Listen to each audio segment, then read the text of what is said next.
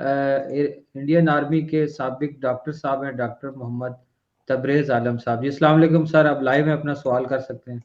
अस्सलाम वालेकुम वरहमतुल्लाह वबरकातुहू। अली भाई अस्सलाम वालेकुम। वालेकुम अस्सलाम रहमतुल्लाहि वबरकातुहू। डॉक्टर साहब आप बरेली से हैं, बरेली शरीफ से? जी, बरेली शरीफ से हूं मैं। हाँ जी, बरेली शरीफ। हाँ जी।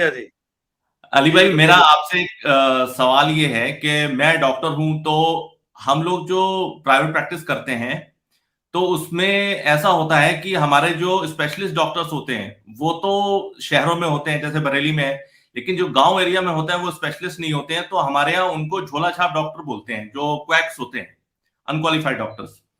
तो हमारे यहाँ अताई डॉक्टर कहते हैं। Okay sir. अच्छा। तो उनके पास जब पेशेंट्स आते हैं तो पेशेंट्स भी चाहते हैं कि हम इनके थ्रू जाएं, नहीं तो कि वहां पे शहर में हमारे साथ क्या हो जाए, हम कैसे पकड़ेंगे उस डॉक्टर को। तो वो इनके थ्रू आते हैं। अब ये लोग क्या करते हैं, उनको धोखा देते हैं और उनसे डॉक्टर से, जो बरेली में जो हॉस्पिटल्स हैं, उनसे ये परसेंटेज अपना तय कर लेते हैं कि 10%, 20%, 30% जो भी हॉस्पिटल के चार्जेस होंगे उसमें से हम लेंगे। और ये हॉस्पिटल में एडमिट होने से पहले ये पैकेज कर लेते हैं कि 20,000 में इलाज होगा, 30,000 में इलाज होगा। फिर उसके बाद ये इलाज कराते हैं और जो डॉक्टर इनको पैसे देता है। तो मैं ये जानना चाहता हूं कि हमें अपना जो बंदा रिप्रेजेंटेटिव गांव भेजने के लिए, गांव एरिया में जो भेजा है वो जायज है, और जो हम इसको क्वैक को पैसे दे रहे हैं ये जायज है, और या फिर जो हम ये पैकेज कर रहे हैं जिसके बारे में हमें मालूम नहीं है कि कितना इलाज में खर्च होगा, तो क्या ये तीनों चीजें जायज हैं? ये जो आखिरी बात है ना आपकी, उसने इस पूरे मामले को जो है ना वो हराम की तरफ ले गया सर। कि आपको ये पता ही नहीं है कि उस पे इलाज क्या हो रहा है, आपने खामखा पैसे तय कर लिए हैं। वो किस बुनियाद पे आपने पैसे तय किए?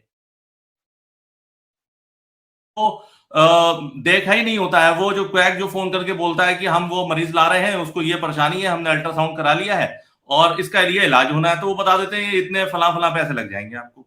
हाँ, तो इसका हल बड़ा आसान सा है ना। इसका हल ये है कि देखें, सर्विस चार्जेस तो उनको भी मिलने चाहिए ना, जो इतनी दूर से लेके आए। उनकी कमाई को तो किसी सूरत हम हराम नहीं कह सकते। हराम वाला आंसर ये है कि एक बीमारी अभी डिफाइन ही नहीं है, हो सकता है उसका इलाज 5,000 का होना है, आप खामखा 20,000 की कमिटमेंट करके बैठ जाए, इस तरह तो नहीं हो सकता। लेकिन अगर वो सारा कुछ फेयर हो रहा है इस एतबार से कि जो उस बंदे का जेन्युइन जो खर्चा बनता है वो उसके ऊपर लग रहा है, और हॉस्पिटल ज़ाहिर अपना प्रॉफिट मार्जिन तो रखेगा, हॉस्पिटल अपने प्रॉफिट मार्जिन में से उनको लाजमी दे, क्यों नहीं देंगे? वो सर्विस तो उनको प्रोवाइड कर रहे हैं ना। जी। मुझे बताएं, हॉस्पिटल के अंदर जो नर्सेज हैं, क्या वो तनख्वाही नहीं ले रही हैं? जी। वो मरीज वो किस चीज की तनख्वाह ले रही है? वो अपनी सर्विस की। जी। तो इस तरह जो बंदा गांव से गाइड करता है वो भी तो सर्विस। प्रॉपर्टी डीलर क्या करता है? जी। मकान लेना, मेरी जरूरत, जो बेच रहा है उसकी भी जरूरत बेचना, हम दोनों को एक जगह मीटिंग पे बुलाता है वो, और वो फिर इधर से भी पैसे लेता है, उधर से भी पैसे लेता है, क्योंकि उसने दोनों को सर्विसेज प्रोवाइड की है। आज की दुनिया तो है ही सर्विसेज की है, इसमें फिजिकल इनपुट देना कोई जरूरी नहीं है अगर कोई सर्विस भी प्रोवाइड कर रहा है। आप तो कह रहे हो बंदे वो तो सिर्फ रेफर कर देना वहां से, ऑनलाइन भी अगर वो कोई मरीज लेते हैं और उसको ऑनलाइन बारों बार आपके पास भेज देते हैं, उनकी कोई एफर्ट भी पुट ना हो, तो उनकी ये वाली एफर्ट भी जो है ना, इसके ऊपर भी सर्विस चार्जेस उनके बनते हैं, वो दे। लेकिन इसमें धोखा कोई नहीं होना चाहिए। ये ना हो कि आप ये कहें कि चूंकि मैंने इसको बीच में से देने हैं तो लिहाजा मैं 2,000 का इलाज अब 10,000 का करना शुरू कर दो। ये ना करें, आप अपने हिस्से में से उसको दें।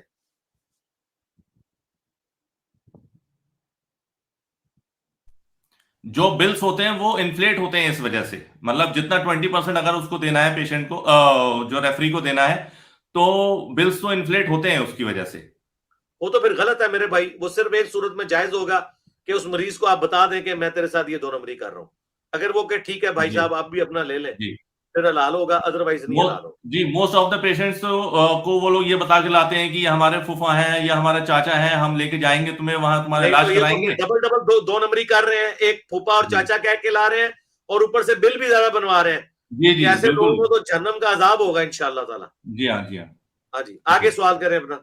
जी अली भाई, मेरा सेकंड सवाल ये है कि इंडिया में जो बरेलवी मकातबे फिक्र है वो तो ये कहते हैं कि सारा जो बैंक से सूद मिल रहा है वो लेना जायज है और उसको इस्तेमाल भी कर सकते हैं, लेकिन देवबंद ने ये कहा हुआ था कि भाई ये जायज नहीं है। लेकिन 2020 में देवबंद ने फिर से ये एक फतवा दिया है कि अपने ऊपर इस्तेमाल नहीं कर सकते, मस्जिद में इस्तेमाल नहीं कर सकते, लेकिन आप इस जो टैक्स देते हैं उसमें ये इंटरेस्ट का पैसा जो है वो इस्तेमाल कर सकते हैं। तो ये क्या जायज है ऐसा नहीं, करना? तो इंटरेस्ट आप क्यों ले रहे हैं? आप करंट अकाउंट खुलाए ना मेरे भाई, आप इंटरेस्ट वाला अकाउंट क्यों खुलवा रहे हैं? जी पहले तो मुझे ये बताया ना, इंटरेस्ट वाला अकाउंट क्यों खुलवा रहे हैं आप? जी नहीं, कुछ करंट लोगों का जी, कुछ लोग ऐसा होता है, जैसे मैं हूं, मतलब मेरा हॉस्पिटल नहीं है तो मेरा वो करंट अकाउंट नहीं खोलेंगे, वो मुझे हाँ, सेविंग्स अकाउंट ही जी देंगे। जी जी, हाँ जी, जो सेविंग अकाउंट जिनकी मजबूरी है ना, जिस तरह जी हमारे भी बाज़ औक़ात यहाँ पे मजबूरी होती है, सेविंग अकाउंट ही खुलता है, करंट नहीं खुलता। जिन लोगों की जी ऐसी सूरत हाल है ना, तो वो जो इससे मिलने वाली रकम, चूंकि हराम की रकम है, वो सूद की, जी और सूदी रकम को आप सवाब की नीयत से खर्च करना तो हराम है, जी बल्कि कुफर की हद तक चला जाएगा। जी तो ऐसे फिर माल को बगैर सवाब के नीयत के जी किसी आप पब्लिक वेलफेयर के काम में या किसी गरीब आदमी को दे देंगे। जी लेकिन वो जो कह रहे हैं ना, इसके बदले टैक्स अदा करें, ना जी ना मेरे भाई, उसकी वजह यह है कि टैक्स आप जो अदा करते हैं उसके अगेंस्ट आप गवर्नमेंट से फैसिलिटी ले रहे हैं।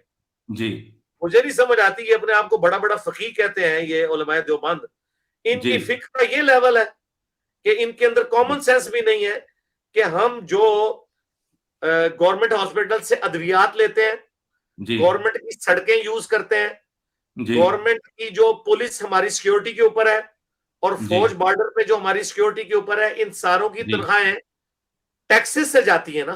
जी जी बिल्कुल।